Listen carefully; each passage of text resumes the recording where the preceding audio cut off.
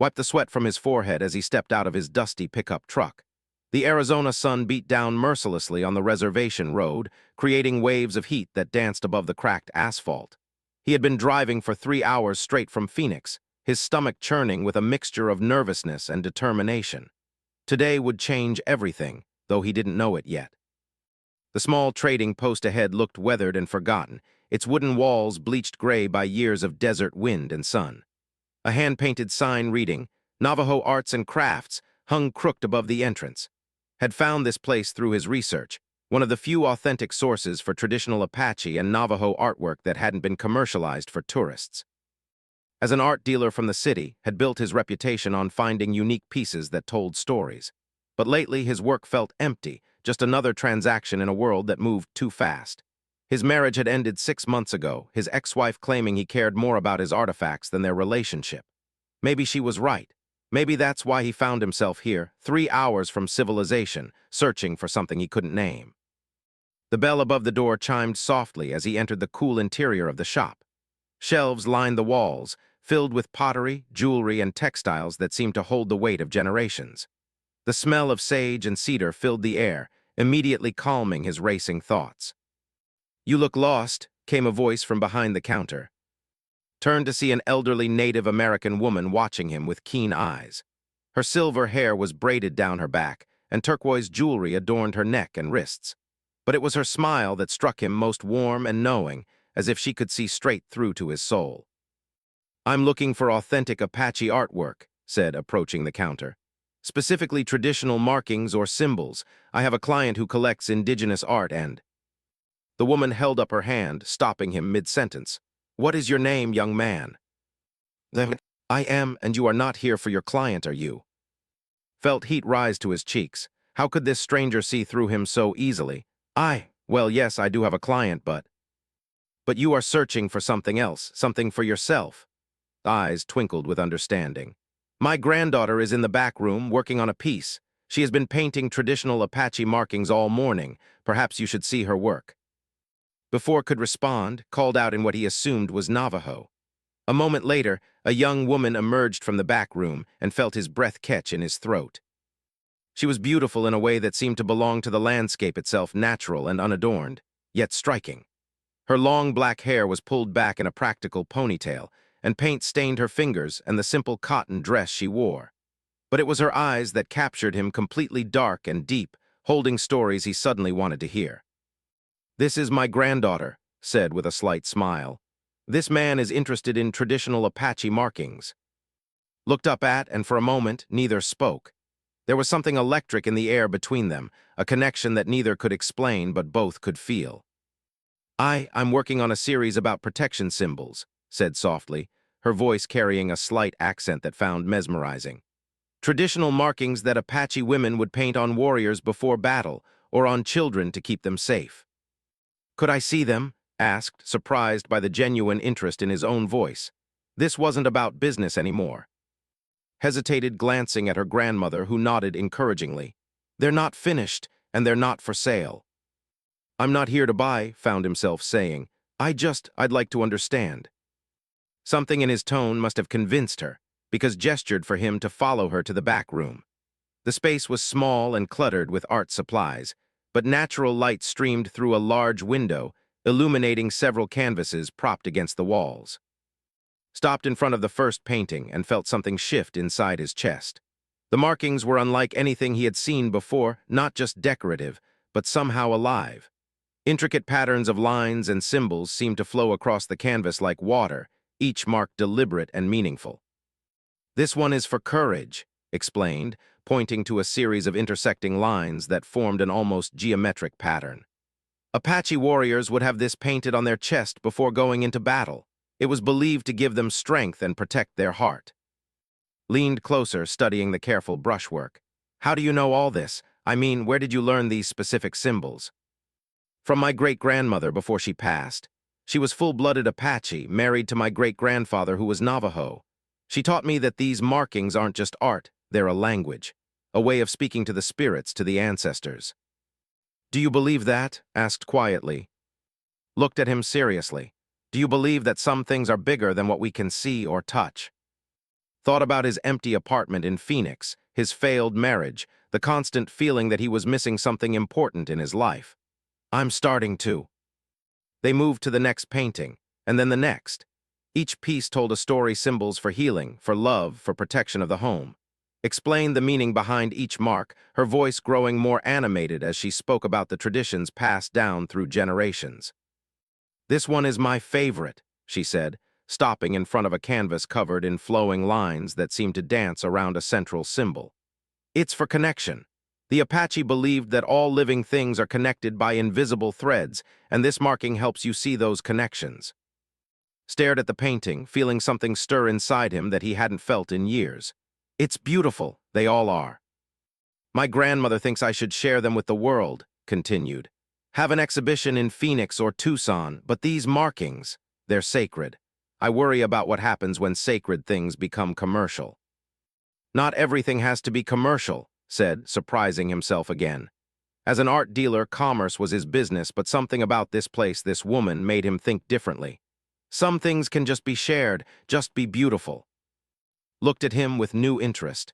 You're not what I expected when grandmother said an art dealer was here. What did you expect? Someone in an expensive suit who would ask me to mass-produce these for tourist shops in Sedona.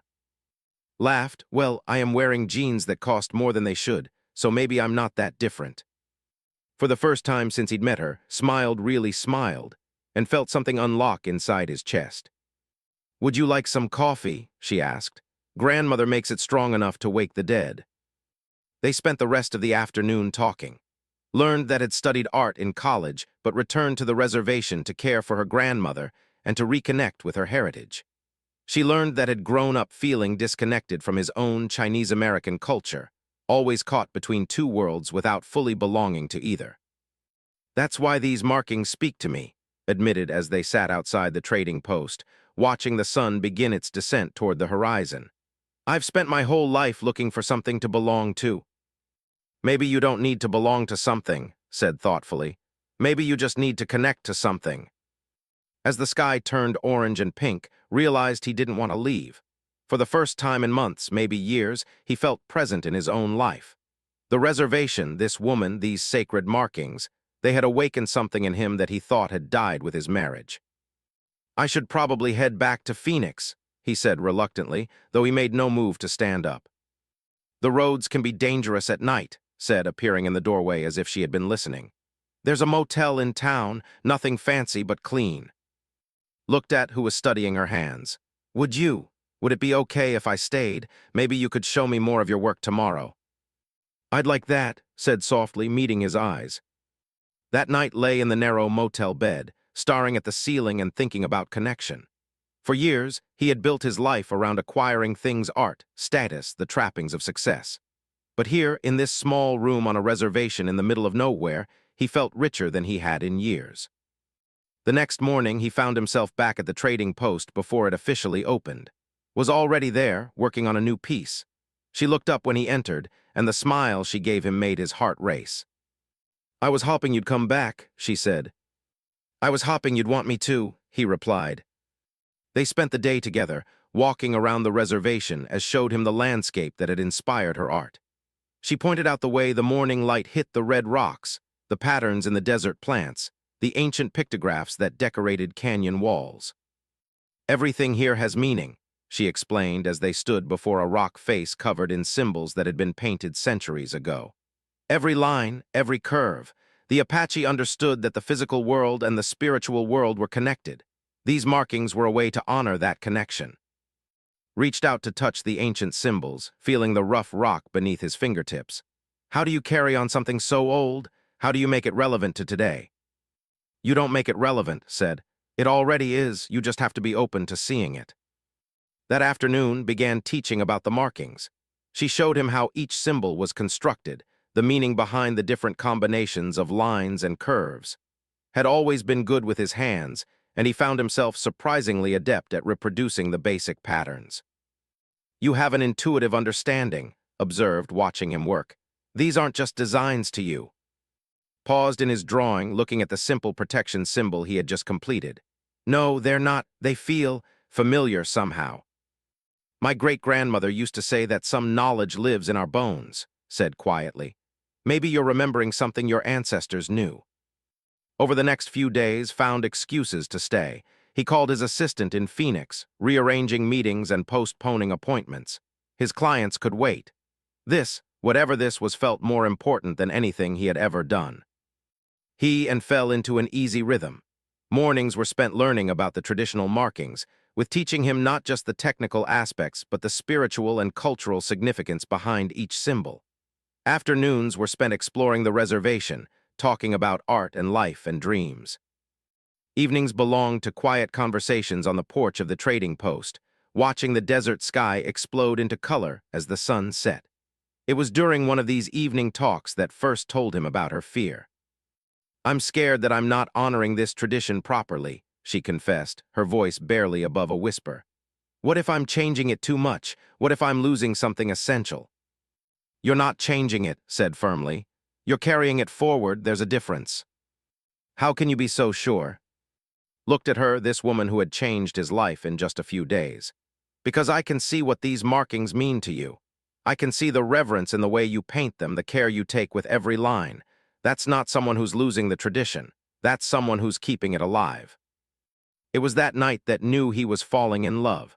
Not just with, but with this life, this place, this connection to something bigger than himself. For the first time since his divorce, he could imagine a future that didn't revolve around his next deal or his next acquisition. But he also knew that this fragile connection they had built could be easily broken. He was an outsider here, a city man who had stumbled into a world he barely understood. What right did he have to think he could belong? The question would haunt him as he finally, reluctantly, prepared to return to Phoenix. But as he loaded his truck and said goodbye to, pressed a small canvas into his hands. What is this? He asked. A protection symbol, she said, not meeting his eyes, for your journey home. Looked down at the intricate markings she had painted just for him. The lines seemed to pulse with life, with intention, with love. Oh, he began. Drive safely, she interrupted, finally looking at him. Her eyes were bright with unshed tears. And remember what you learned here. As drove away from the reservation, the small painting on his passenger seat, he felt like he was leaving a part of himself behind. The desert stretched endlessly in his mirror, and for the first time in his life, he understood what it meant to have a home to miss. His Phoenix apartment felt like a tomb when he returned. The sleek modern furniture and expensive artwork that had once made him proud now seemed cold and lifeless. He set his protection symbol on his kitchen counter and stared at it for a long time, remembering the warmth in her eyes when she had given it to him. The first week back was the hardest. His assistant, Jennifer, noticed the change in him immediately. You seem different, she said, reviewing his schedule over coffee in his downtown office. More distracted. Did something happen on your buying trip? Looked out the floor-to-ceiling windows at the bustling Phoenix streets below. I met someone, he said simply. Oh, Jennifer's eyebrows rose with interest. Anyone I know.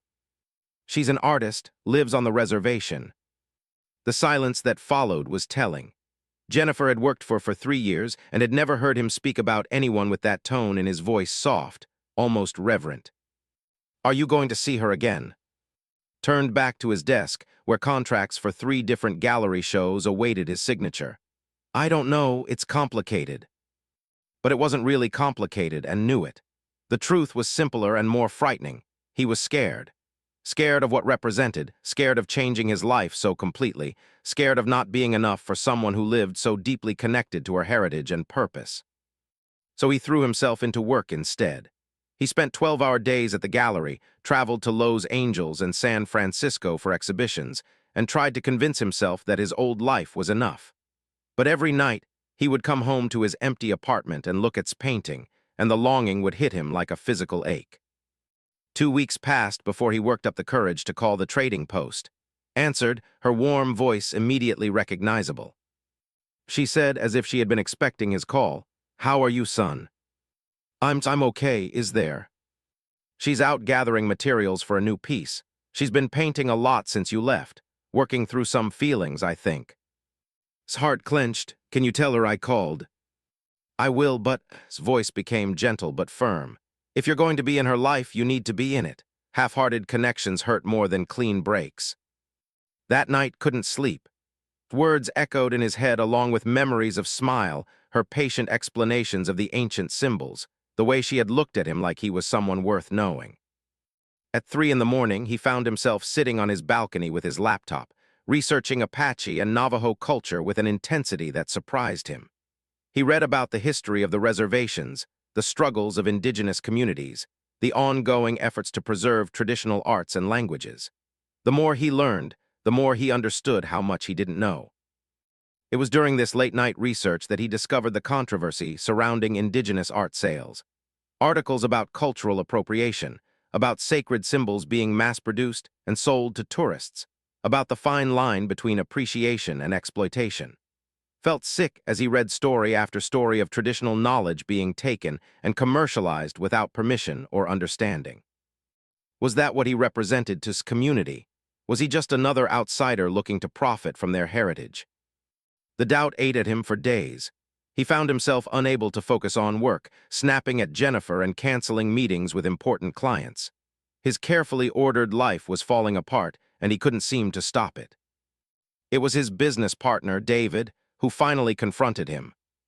"What's going on with you?" David demanded, cornering in their gallery after a disastrous meeting with a potential investor. "You're acting like someone died, if this is about Sarah." "It's not about Sarah," said sharply. His ex-wife felt like a lifetime ago now. "Then what? Because you're about to torpedo the biggest deal we've ever had." Looked around the gallery at the carefully curated pieces they had assembled, the price tags that would make most people's eyes water. "What are we doing here, David? Really? We're running a business. We're bringing beautiful art to people who can appreciate it. Are we? Or are we just moving expensive objects around so rich people can feel cultured?" David stared at him. "Okay, you're officially freaking me out. Where is this coming from?" Sank into one of the gallery's minimalist chairs. "I met someone, an artist. She works with traditional indigenous markings, but she won't sell them because she says they're sacred. And I think she's right. I think we've been missing something important, all of us." David sat down across from him, concern replacing irritation on his face. "I get that this woman has affected you, but you can't let personal feelings destroy what we've built here. What if what we've built isn't worth preserving?" The question hung between them like a challenge. David had no answer and realized he was on his own with this crisis of conscience. That weekend, unable to bear the uncertainty any longer, drove back to the reservation. He didn't call ahead, didn't plan what he would say. He just drove through the desert, following roads that were becoming familiar, until he reached the trading post. But when he arrived, the shop was closed and was nowhere to be found. Emerged from the house behind the trading post, her face carefully neutral. "She's not here," said without preamble. "Where is she?" "She went to stay with relatives in Window Rock. She needed some space to think." Felt his heart sink. Did I do something wrong? Studied him for a long moment. "Come inside, we need to talk." They sat in small kitchen, drinking coffee that was indeed strong enough to wake the dead. The walls were covered with family photographs spanning decades, and found himself looking at pictures of as a child gap-toothed and grinning, always with paint on her fingers even then. "She cares about you," said finally, "but she's scared." "Of what?" "Of losing herself. Of what happens when someone from your world falls in love with someone from ours."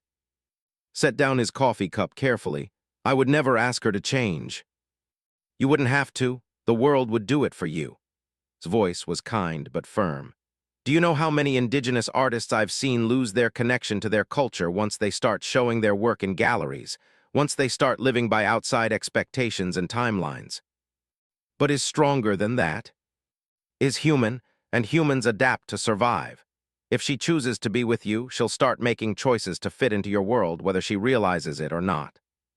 Felt something cold settle in his stomach. "So what are you saying? That we can't be together?" "I'm saying that if you love her, really love her, you need to understand what you're asking of her. You need to understand what you're willing to give up for her." "I'd give up anything for her." "Would you give up your life in Phoenix? Your gallery? Your business partner?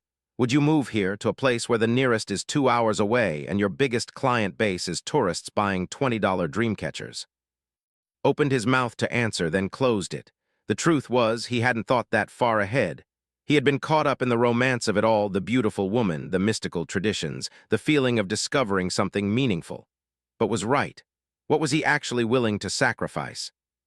I don't know, he admitted. That's an honest answer, said, refilling his coffee cup.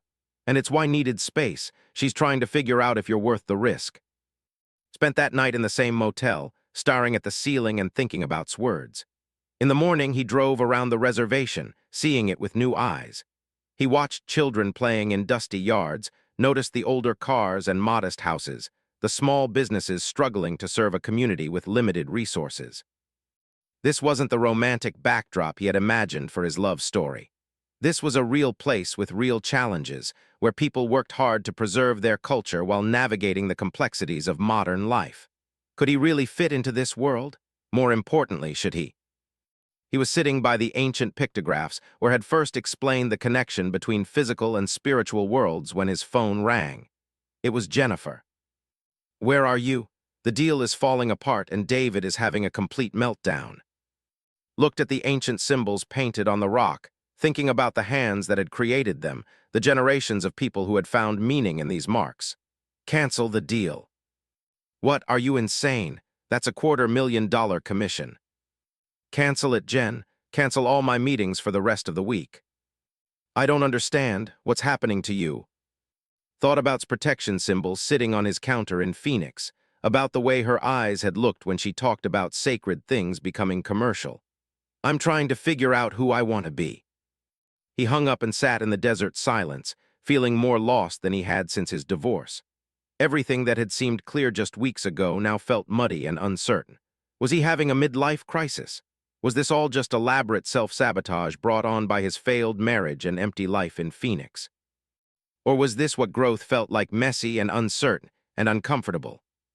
When he returned to Phoenix that evening, he found David waiting in his apartment.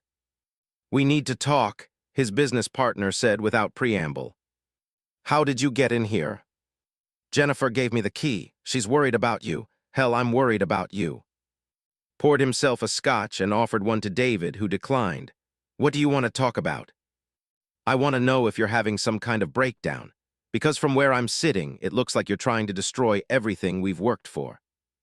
Looked at its painting, still sitting on his counter where he had left it. Maybe some things need to be destroyed. Jesus, listen to yourself. You sound like you've joined a cult. Maybe I have, turned to face his friend and business partner. Maybe I've joined the cult of actually giving a damn about something other than profit margins. David was quiet for a long moment. Is this really about that woman? Her name is.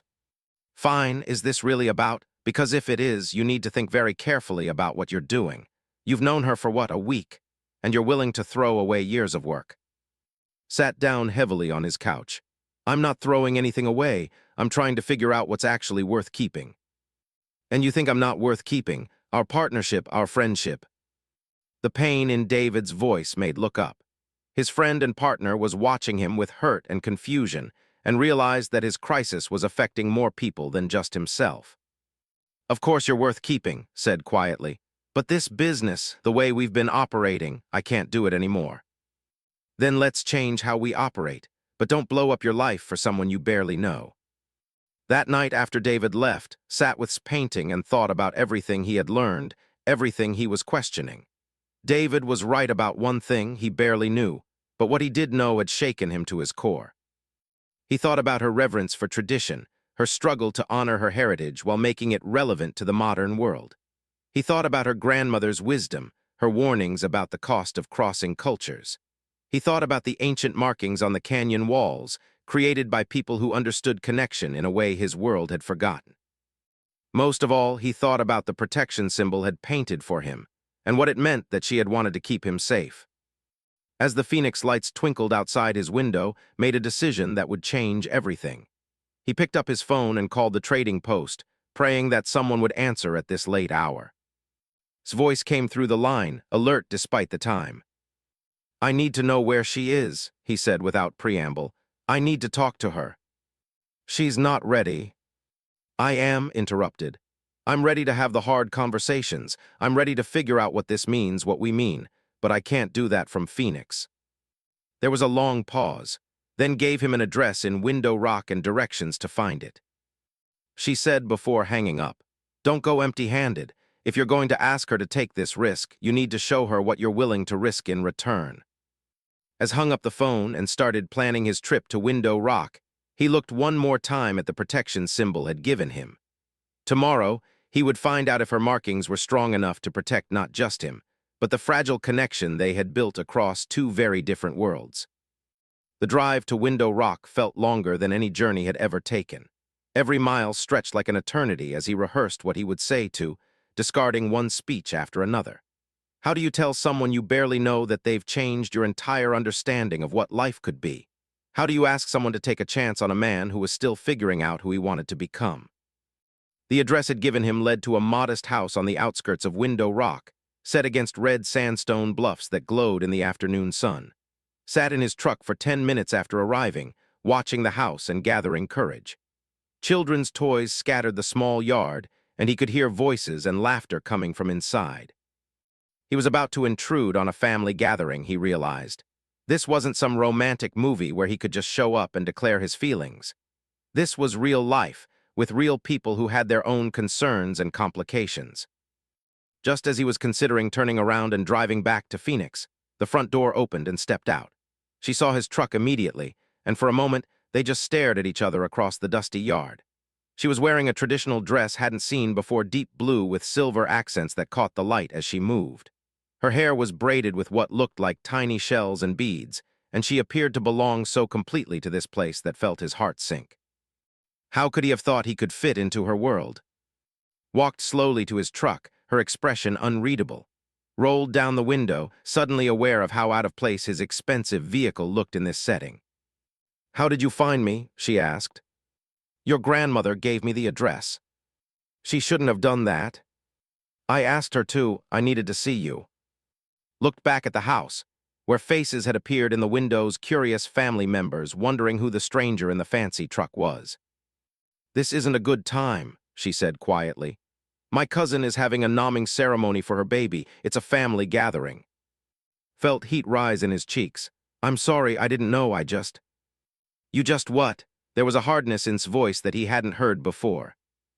"I needed to tell you that I can't stop thinking about you, about us, about what we started back at the trading post." "What we started?" His laugh was bitter. "I don't think you understand what we started at all." Before could respond, an older man emerged from the house. He was tall and stern-looking, with gray hair pulled back in a traditional style and wearing a shirt decorated with intricate beadwork. He approached the truck with purpose and knew immediately that this was not someone who would welcome his presence. The man said in a voice that carried authority, "Who is this?" "Uncle, he's an art dealer from Phoenix." The man's eyes narrowed as he looked up and down. "The one who's been filling your head with ideas about selling your grandmother's teachings." "No, sir," said quickly, stepping out of his truck. "Actually, I've been trying to talk her out of that." "Have you?" The man's expression remained skeptical. "And why would an art dealer try to talk an artist out of selling her work?" It was a fair question, and realized he didn't have a good answer. At least, not one that would make sense to this protective uncle who was clearly seeing him as a threat to his nieces. "Because some things are more important than money," said finally. The uncle studied him for a long moment. Those are easy words to say when you have plenty of money. Before could respond, more family members began emerging from the house. Children peered around adults' legs, elderly women whispered to each other in Navajo, and several young men positioned themselves protectively near. Had never felt so outnumbered or out of place in his life. "Maybe you should go," said quietly, but there was pain in her voice that gave hope. "I'm not going anywhere," said, surprising himself with his firmness. "Not until we talk, really talk." "You're disrupting a sacred ceremony," one of the young men said aggressively. "You need to leave now." Looked around at the circle of protective faces, understanding for the first time the full weight of what had tried to tell him. This wasn't just about him, and this was about community, about tradition, about the very real history of outsiders who had taken advantage of indigenous people. "You're right," said, addressing the young man who had challenged him. "I'm sorry for interrupting something important, but I'm not leaving until tells me to leave, not you, her." The young man stepped forward and tensed, but quickly moved between them. "That's enough," she said firmly. "This is my decision to make." She turned to, and he saw the conflict warring in her dark eyes. "Walk with me." They left the hostile crowd behind and walked toward the red bluffs in silence. Wanted to reach for her hand, to touch her somehow, but the distance between them felt like an ocean. "You shouldn't have come here," said when they were out of earshot. "I had to." "No, you didn't. You wanted to. There's a difference." Stopped walking and turned to face her. "You're right. I wanted to see you because I haven't been able to think about anything else since I left the reservation. I wanted to see you because you've changed everything about how I see my life. And I wanted to see you because I think I'm falling in love with you." His breath caught, but she didn't speak. "I know it's crazy," continued. "I know we barely know each other. I know I don't belong in your world and you probably don't belong in mine. But I also know that what I felt with you was more real than anything I've experienced in years." "And what exactly do you think you felt?" His voice was quiet but intense. "Connection, purpose, like I was finally waking up after sleepwalking through my life." Walked to a large boulder and sat down, looking out over the desert landscape that stretched endlessly in every direction. Sat beside her, careful to leave space between them. "Do you know what happened to my great-grandmother?" asked suddenly. Shook his head. "She fell in love with a white anthropologist who came to study our people in the 1940s. He was fascinated by our culture, said he wanted to help preserve it by documenting it for the outside world. She believed him. She shared sacred stories and songs that weren't supposed to be shared. She taught him ceremonies that were meant only for our people." Felt a chill run down his spine. "He published a book," continued. "Made a lot of money from it. Won academic awards for his groundbreaking research into Apache spirituality, and my great-grandmother was shunned by her community for betraying their trust. She spent the rest of her life trying to make amends, but some damage can't be undone." "I'm not that man," said quietly. "Aren't you? You came here interested in our markings. You've seen my work, learned our symbols. Now you show up at a family gathering uninvited, declaring your feelings like this is some kind of romantic movie." The words hit like physical blows. "That's not fair." "Isn't it?" Turned to look at him directly. "Tell me, what exactly are you offering me? What kind of future do you see for us?" Opened his mouth, then closed it. The truth was, he hadn't thought beyond his feelings, beyond the certainty that what they had shared was special. "I don't know," he admitted. "Exactly, you don't know. You're asking me to risk everything, my relationship with my family, my connection to my community, my cultural integrity, for something you can't even define." "I'm not asking you to risk anything." "Yes, you are." His voice rose slightly, months of frustration finally spilling over. "Just by being here, you're asking me to choose between my heritage and my heart. Do you have any idea how many indigenous women have faced that choice? Do you know how many have lost everything because they chose love over loyalty to their people?" Felt something breaking inside his chest. "So what are you saying? That we can never be together?" "I'm saying that love isn't enough, not when it means one person has to sacrifice who they are." They sat in silence for a long time, watching the sun begin its descent toward the horizon. Thought about everything had said about her great-grandmother's story, about the weight of history and culture that she carried. He thought about his own life in Phoenix, his business, his comfortable existence that suddenly seemed so shallow. "What if I moved here?" he said finally. Looked at him skeptically. "You'd give up your gallery, your business, your entire life." "If it meant being with you, yes." "And then what? You'd be the well-meaning white guy who gave up everything for love. You'd expect me to be grateful to make your sacrifice worth it. The pressure of that would destroy us both." Realized she was right, and the knowledge was devastating. There was no simple solution, no romantic gesture that could bridge the gap between their worlds. "So this is it?" he asked. "We just walk away from each other?" "I think it's for the best." But even as she said it, tears were beginning to gather in her eyes, and knew that this was killing her too. "I can't accept that," he said, standing up. "There has to be another way." "No, listen to me. You're right about everything. I don't know what I'm offering you. I don't understand the full weight of what I'm asking. But I'm willing to learn. I'm willing to figure it out with you. It's not that simple. Nothing important ever is. Wiped her eyes and stood up as well. You should go home, back to your real life. This is my real life. Right here, right now with you. Everything else feels like pretending. For a moment, hope flickered in his eyes. But then she looked back toward the house where her family was waiting and saw her armor go back up. I can't, she whispered. I won't be responsible for destroying what my ancestors died to preserve. As they walked back toward the house in silence, felt like he was walking toward his own execution. The family members were still outside, watching them with expressions that ranged from curious to hostile. The protective uncle stepped forward as they approached. Is everything settled? He asked, his meaning clear. Nodded, not meeting his eyes. He's leaving. Wanted to argue, wanted to fight for what they had found together. But looking at the faces around him, people who had every right to be suspicious of his motives, he realized that pushing now would only make things worse. He said quietly as he reached his truck.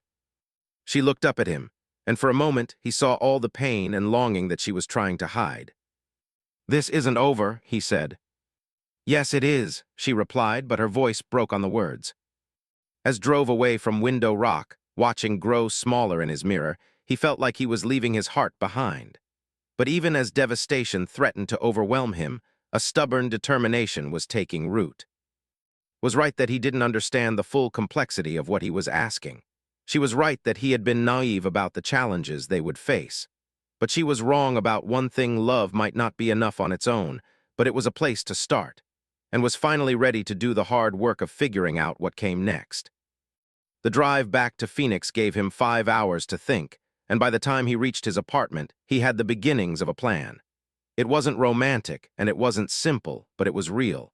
And for the first time since meeting, felt like he was ready to offer her something worthy of the risk she would be taking. But first, he had to become the man who deserved her. And that meant facing some hard truths about himself, his life, and what he was really willing to sacrifice for love.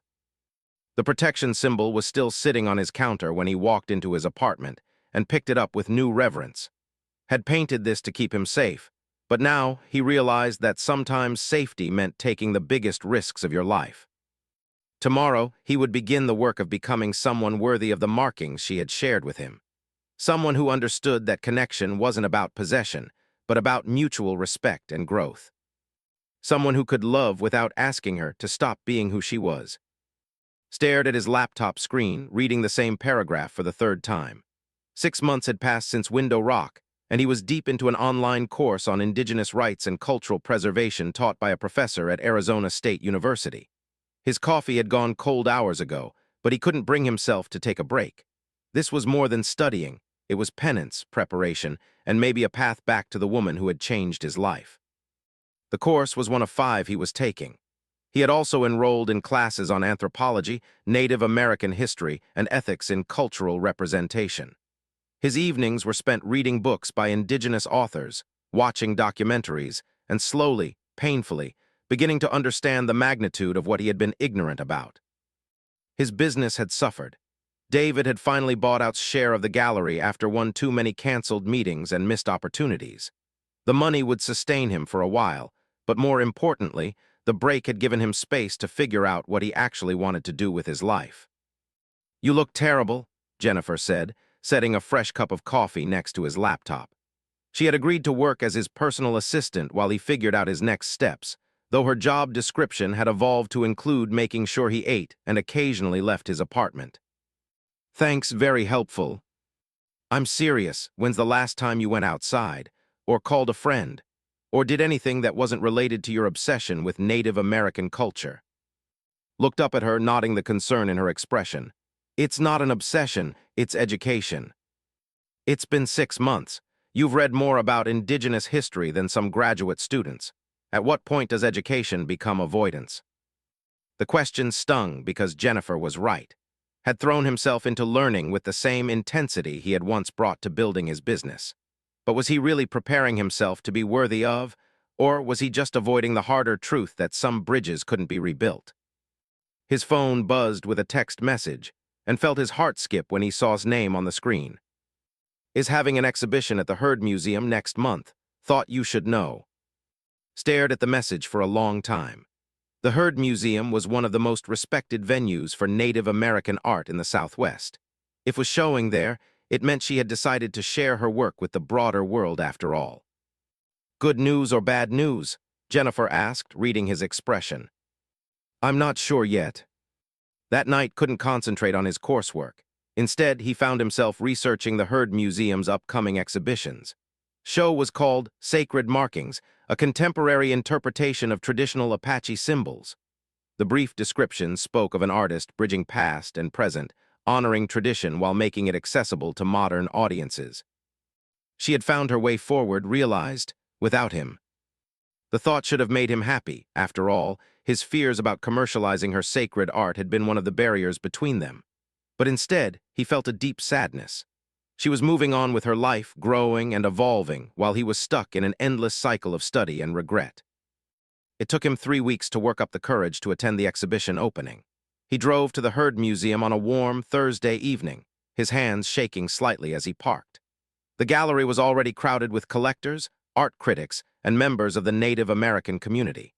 Recognized several prominent figures from his months of study, and he felt like an intruder among people who belonged in this space in ways he never would. He spotted immediately. She stood near the center of the main gallery, wearing a stunning dress that blended traditional and contemporary elements. Her hair was styled in an elaborate braid decorated with silver and turquoise, and she looked radiant as she spoke with a group of admirers. Felt his breath catch, just as it had the first time he saw her. But this wasn't the quiet artist he had met at the trading post. This was a confident woman who had claimed her place in the art world on her own terms. She belonged here in a way that made acutely aware of his own uncertainty. He wandered through the exhibition, studying her work with new eyes. The traditional markings were there, but had reimagined them on a grand scale. Large canvases displayed protection symbols that seemed to pulse with life, connection patterns that drew the viewer into their intricate geometry, and healing marks that radiated warmth and peace. Each piece was accompanied by a detailed explanation of its traditional meaning, along with its contemporary interpretation. Could see how she had solved the problem that had troubled her so much. She was sharing the beauty and significance of her heritage without exploiting or diminishing it. She was serving as a bridge between worlds. Magnificent work, isn't it? Turned to find an elderly Native American man standing beside him. The man wore a traditional shirt with intricate beadwork and carried himself with the dignity of an elder. Yes, it is, agreed. The artist has found a way to honor the old ways while speaking to the new generation. That takes wisdom beyond her years. Nodded, studying a particularly complex piece that seemed to tell a story about the connection between earth and sky. She's remarkable.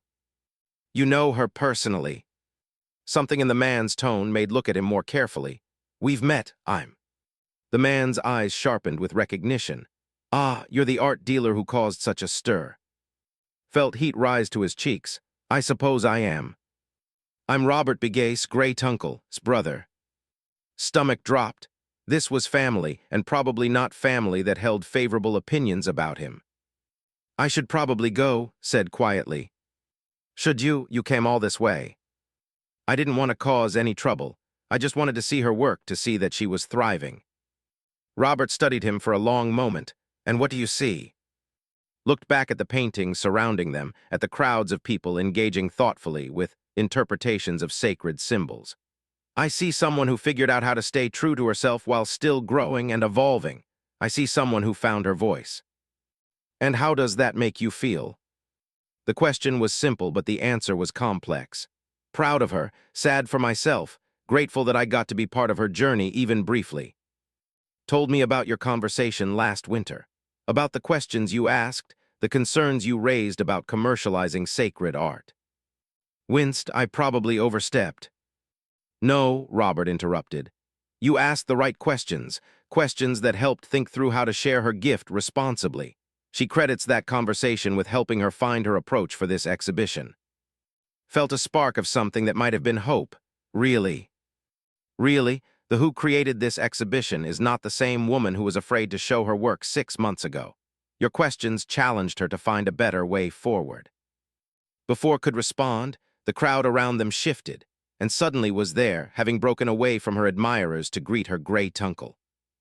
"Uncle Robert, I'm so glad you could make it," she said, embracing him warmly. Then her eyes found, and everything else seemed to fade away. They stared at each other for a moment that stretched like eternity.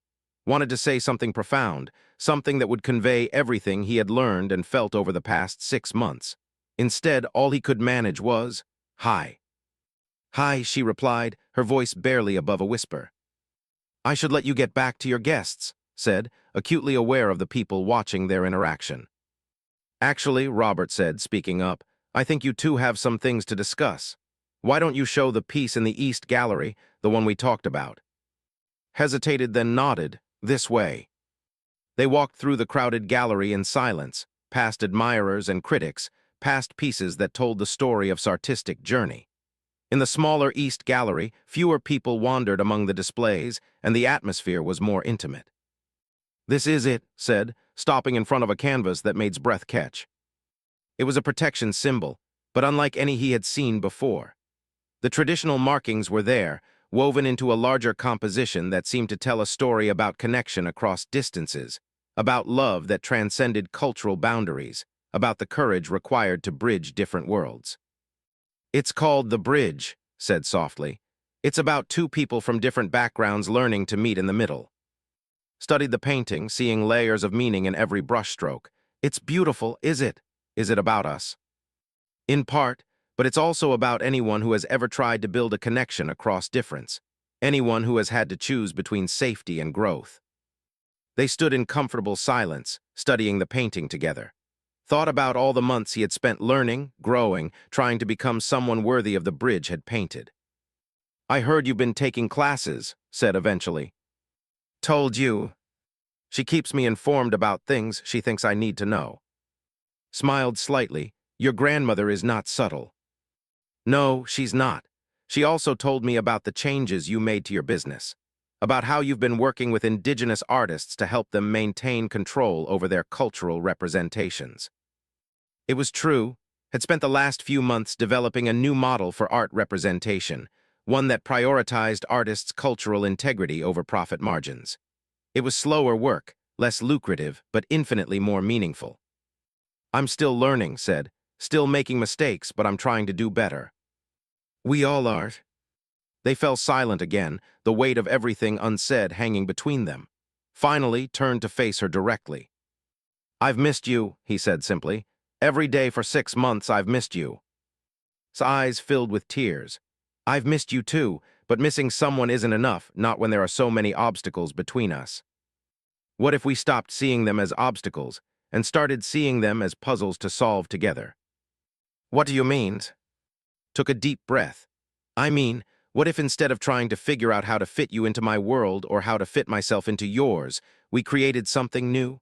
Something that honored both of our backgrounds while building something entirely ours." Studied his face intently. "That sounds idealistic." "Maybe, but this painting suggests you've been thinking about the same thing." She looked back at the bridge and saw something shift in her expression. "It's not a painting about choosing one world or the other, is it?" "No," said, understanding flooding through him. "It's about creating a third space, a place where both worlds can exist. The question is whether two people can create that space without losing themselves in the process." Reached out slowly, giving her time to pull away.